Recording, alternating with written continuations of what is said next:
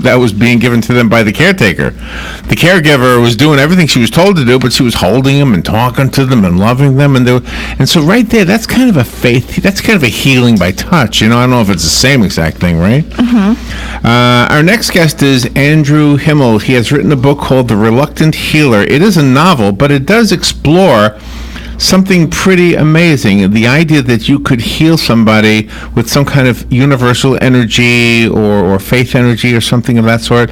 Andrew practices law in New York City, one of our favorite cities, Robin. Yes.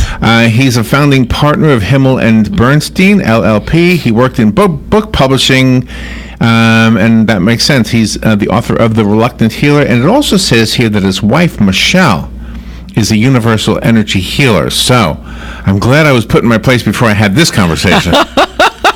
even though it was a long time ago. Andrew, good morning, Andrew. How you doing? Good morning, Larry. It's great to be here. Thanks so much for having me. Are you in New York right now? I'm in New York City right now, in the offices of Himmel and Bernstein, LLP. Where are you in the city? Rob and I will be there probably in a month. Where are you? I'm on Lower Broadway, around in the Flatiron District. Oh, okay. And if you are coming to New York, I insist that you call on me. We've actually done this. We've spoken to authors, and then gone to like a book signing or a book reading. In the city. So it's always kind of fun. So, Robin has a grandson in Jersey and a son and a daughter-in-law also in Jersey. Yeah.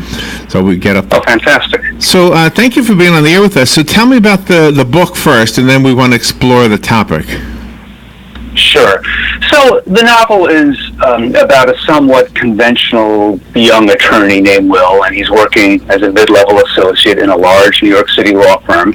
And he is vaguely dissatisfied with his life for reasons he can't quite pinpoint. And he becomes involved with a social worker, Erica, who incorporates some pretty alternative practices into her work, namely energy healing or spiritual healing. And in this relationship, Will, the skeptical attorney, he begins to exhibit mystical healing capabilities of his own. And I'd say that the central tension in the book is that despite mounting evidence that he might have these abilities, he fights against this potential reality, and he tries to hold on to his skepticism. Oh my gosh. Is that based on anything you've gone through? I mean, did you kind of did your wife give you some of those powers? I'm going to give a typical lawyer's answer, which is yes and no, although frankly the answer may be more yes than no. There are some obvious autobiographical connections. I guess you could say, a conventional attorney from New York City. My wife, Michelle, is an energy healer. Right. And the differences in our marriage present unique challenges. But by the way, you were talking before about, this cringe-worthy moment that you found yourself in. Early in our marriage, I found myself in those situations many times. So what you recounted really resonated with me. And so the novel is a loosely fictionalized account of our marriage, of those challenges. Now, the actual plot of the book does not neatly track, the arc of our lives, but the central dynamic of the novel, an energy healer in a committed relationship with a more conventional type, that dynamic is autobiographical. Yeah, because Will is very to the point. He doesn't like to veer. Your character Will. He doesn't like to veer. He's stuck on the facts, and that's what he's going to rely on when he's doing his cases. Well, that's right. And in fact, his entire orientation has been, okay, I'm a trained lawyer. This is how I think. I marshal evidence. I have a thought. I have an idea. I have something I want to say.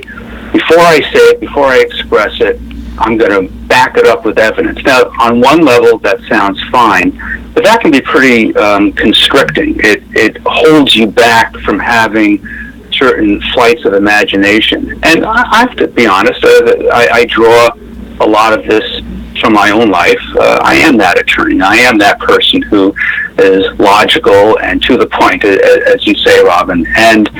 But what I have achieved to a certain degree, hopefully to a large degree, in my marriage, is being loosened from these constrictions. Now, that doesn't mean that I am a committed, energy healer, believer, or spiritualist.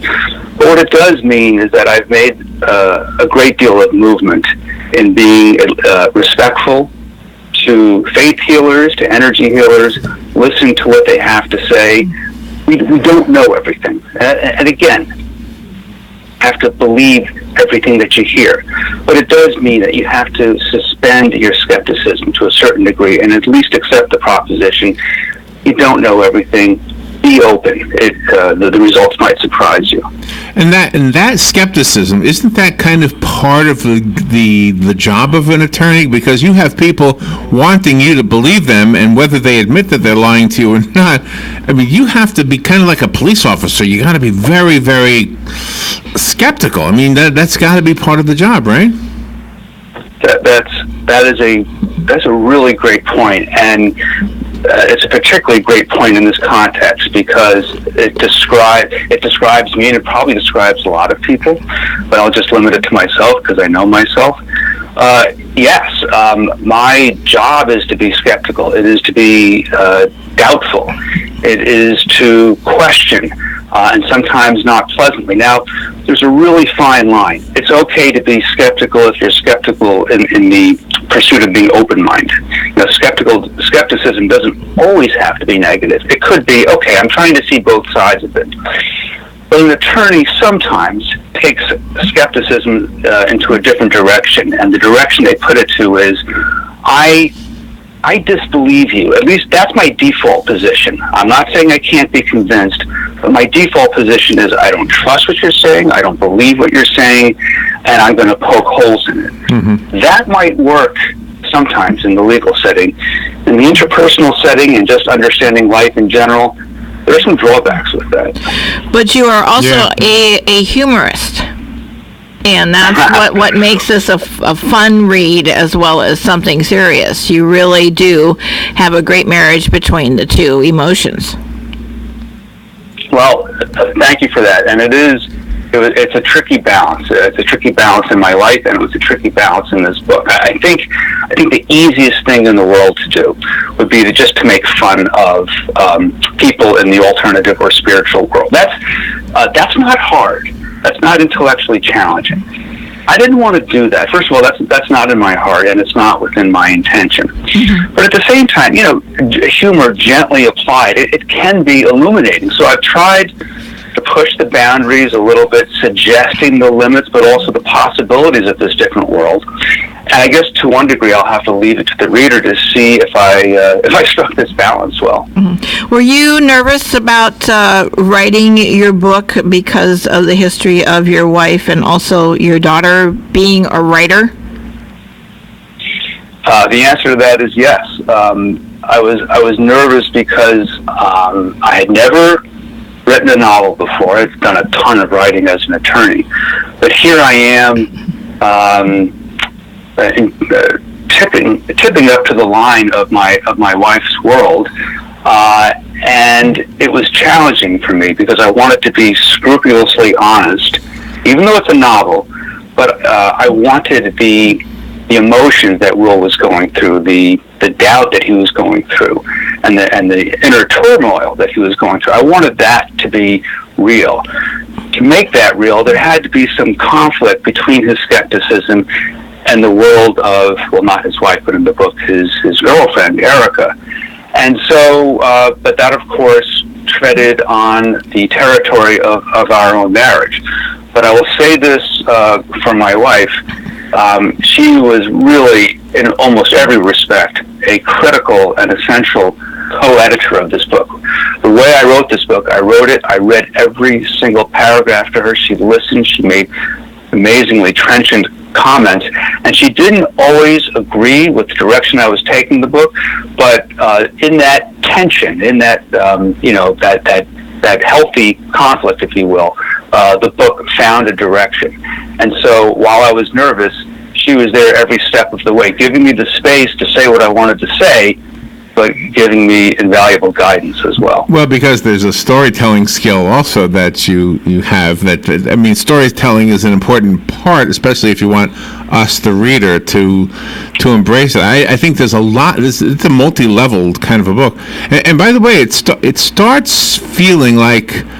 My dad was a policeman, and so he used to subscribe to this magazine called True Stories, True Crime Stories, or something like that. In New York City, his dad was. In the city, yeah, where you are. But anyway, they were always written in first person, and your book is written in first person. It sort of kind of has that feel, like a true story kind of a thing, like you're reading the memoir of a police officer, or in your case, an attorney. Yeah, it's always, when you study writing, they always say, well, you can write in the first person, you can write in the third person, and sometimes people even write books in the second person where everything is you this, you that. The first person, and there are advantages and disadvantages to those approaches. The first person approach, which I wanted to do for this novel, and it may not work for other books that I might write, but for this book, the first person creates an immediacy that perhaps a third-person narrative wouldn't achieve. The first-person narrative, you're right there. You're right there in his turmoil. You know exactly what he's going through because he is expressing himself. It could have been done with the third-person narrative, but somehow I think the first-person narrative created that immediacy. You worked in the book publishing industry for mainstream publishers. Sometimes people are afraid when they start writing something that they might have come up with an idea that somebody else had, and then they would be called on it. How did you alleviate that fear when you wrote the book? Something, I actually had a few nightmares at this point. Oh, no. So thanks for having me relive this. You're welcome. I comforted myself with the fact that this was my life. I mean, I in a way, I would welcome somebody coming forward and saying, "Hey, that's my story. That's my idea," and you took it from me. And from that, I could say, "Really, have you met my wife? Have you met the people that she works with?" Because I could marshal evidence from here to Timbuktu and back again to demonstrate that this book, even though it is not a simple chronology of our life, it's so obvious that all of the elements that are in that book are in our marriage, and about 5,000 people know that as well who know us. So, but nonetheless, I still had worries that someone would come forward and do something like that. So I have a question about faith healing in general, if you don't mind me going there. Sure. We've always been told, and I think this comes even from the Bible, that in order to be healed, you have to have faith. But then there are dogs that get healed, and dogs, I mean, do they have faith? And do you know what I mean? And so, what is the answer to that? And even the title, The Reluctant Healer, he's reluctant. So that it almost sounds like he's not even. You know what I mean? It's what is the truth about that, or if there is a truth? Well, it's a really great question, and there is a moment in the book where some of the thoughts being bandied about included in grappling with trying to explain why some of the things that were happening were actually happening. One of the theories put forward is, well, there is some level of intention at work here. The healer intends to heal, and the person on the receiving end wants to be healed. That desire, you might call that desire faith. You might call it something else. There may be something, and by the way, I have to say that the answer to what you're saying is way above what I'm qualified to talk about. But I can give you, but because it's a really fascinating question, but I can give you my best guess, which is that at least on one level, when you read the books of a lot of healers, they talk a lot about intention, the power of intention. And intention has two components: the person intending to heal and the person on the receiving end intending to be healed. And there may be something in that dynamic. Is it the placebo effect? Is it a release of some brain chemical because you know that somebody's on your side trying to help you? Or does the healer have some degree of just raw ability that can't be explained by the five senses. Right. I don't know the answer to that, but the faith that you're talking about, I think, to a degree, relates to the issue of intention. And Will is a real character, a real personality. He has scruples. He has a conscience, especially when he realizes he has a gift, because now he's out and helping people heal, but he's not demanding any money up front and any kind of payment from them unless they offer. So that perfectly, captures, at least for me when I was writing this book, the ambivalence that he has. Now, I like to think that Will, at the end of the day, is a good person. He's patterned to a certain degree on me, but I can't say either that he is, classically heroic. So he does some things that, reflect his own imperfections. But the fact that he doesn't charge, I think, reflects a certain ambivalence, because part of him is saying, this has just got to be crazy. What's going on here? I'm a lawyer. Right. And yet, neither can I deny the fact that people have benefited from some things that I have done. This is crazy. Okay, so what am I going to do? All right, I'll set up shop. That's kind of crazy, maybe on the edge. And maybe to assuage his doubt and his ambivalence, he doesn't charge. He basically says right up front, I don't charge. You pay me or you don't pay me. If you pay me, you decide what you will pay me. If you don't pay me, that's your call. There's nothing I can do about it. There's no claim that I can assert against you. And in that process, that's how he grapples with an enduring doubt that does, take hold in him. And the book is called The Reluctant Healer. Andrew Himmel is the author, and he's our guest right now. I did find the book on Amazon, and is the book a re-release? I'm just curious. It says October of 2018. It was originally published in October of 2018, and it has, but in 2019, it won the International Book Award prize in fiction. So it kind of gave it an added boost, so to speak. So people are still talking about it and asking about it, and I'm always thrilled to talk to people about the book. And this is a great opportunity to be on your show. Talk about the book. There's renewed interest in the book ever since that award came out this year. I love this kind of a story, by the way. I'm just curious about if you could allow us to be a fly on the wall, so to speak, when you were reading to your wife and she was maybe guiding you in a different direction. What kind of things did you write that she wanted changed a little bit? Boy, that is you guys are good questioners.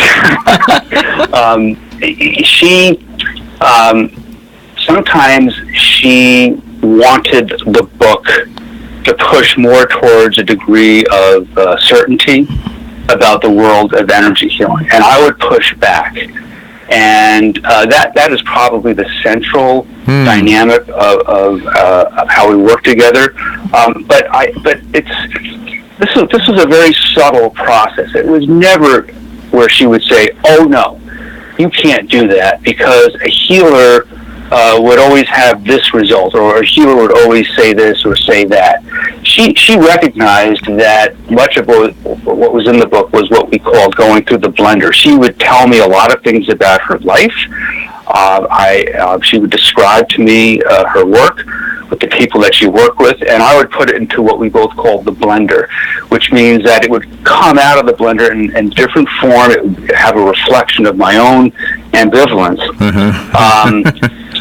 So that's the central dynamic. But I have to hasten to add that she recognized that this was a work to a certain degree of unresolved ambivalence, perhaps shading over to a more believing posture. But she recognized that, and so even as she pushed back on that, the result was a messy but intriguing, mixture of that tension. We've had interviews with people who represented people who were dying and have already passed, and and maybe they're dying from something like cancer, and at that point in their lives, they are willing to try anything. So if it's some kind of a concoction or an oil or a seance of some sort, and they'll try anything. They have nothing to lose. That's the way they look at it. And yet, I wanted to say something about, so I don't know if I can group psychics into faith healers and spiritual healers in the same place.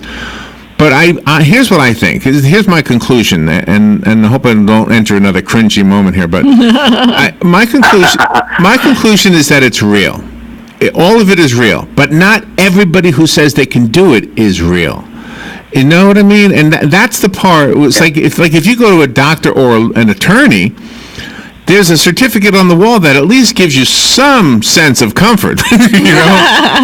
Yes. But in that other world, there's nobody who can confirm that the person you've chosen is going to be legitimate. You're 100% right about that. And there are a lot of fraudsters in the medical world, and there are a lot of fraudsters in the faith healing world, and so you just have to take that as a given. I'll give you my own rough sense of how you can try to approach whether someone in this alternative world is legitimate or not, and these are not absolute rules. Number one, do they have a sense of humor about themselves and what they're doing? I have found that the more compelling people in this world are those who have a genuine sense of humor. It means that they're not so locked into the certainty of what they're doing that they lack the flexibility to approach people in a flexible manner. And then, the other thing is, are they? Do they tell you? Do they advise you to substitute out medical treatment for what they're doing? If they do that, that's a red flag. That's a problem. Again, I'm just speaking for myself now. I see this entire world as potentially very powerful and significant, but it has to be viewed as a supplement, not a replacement. And I think that if a faith healer talks about how what that he or she does is a replacement, that's a red flag. I'd run away from that person. And the character of Erica, she's finely crafted, but she does have some issues.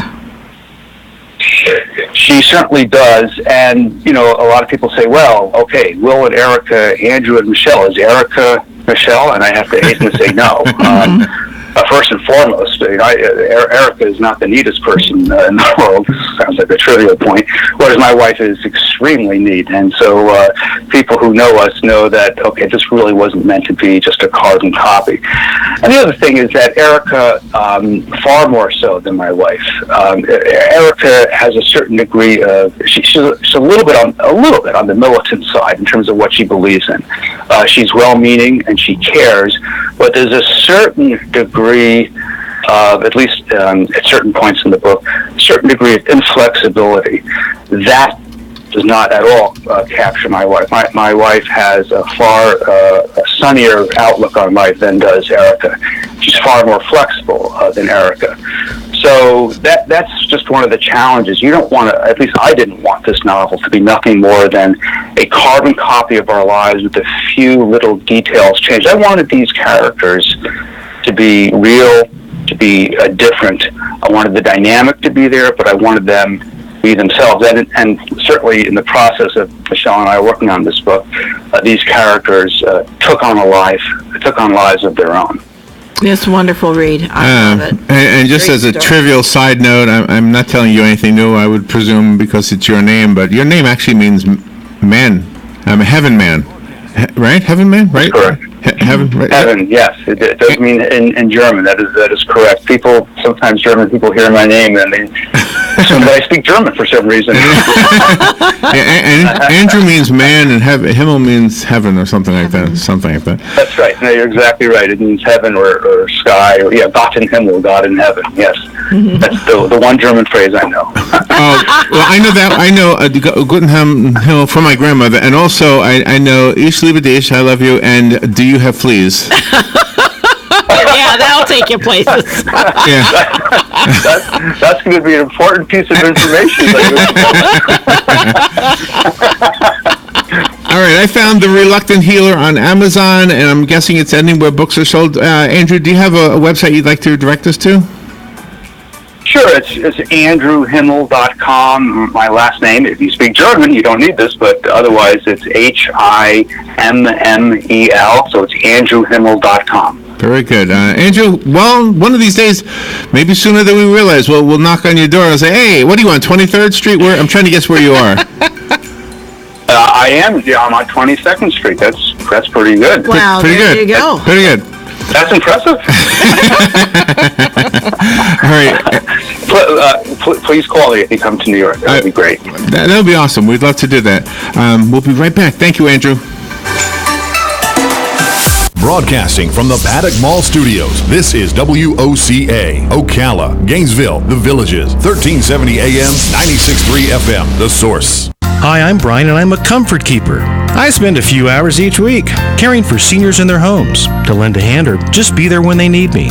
Being a comfort keeper is a rewarding and fulfilling career. Comfort keepers provide non-medical in-home care and companionship for seniors on a full or part-time basis. Call 855-592-0013 to learn how to apply to the Comfort Keepers team. Do something good for your career and for others. Be a comfort keeper.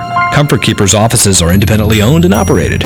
Here are today's headlines from The Source. WOCA President Trump is traveling to the Villages today to talk about Medicare and health care reform. Villagers for Trump President David G. says this trip was supposed to take place in August but was delayed because of a pair of mass shootings. Only those people that were properly vetted and were approved previously will be getting the invitations to attend this event. This will be the president's first trip to the Villages. Businesses in the Villages are all hoping they get a visit from the commander-in-chief. Several areas in the Spanish Springs town square have been blocked off to drivers. The president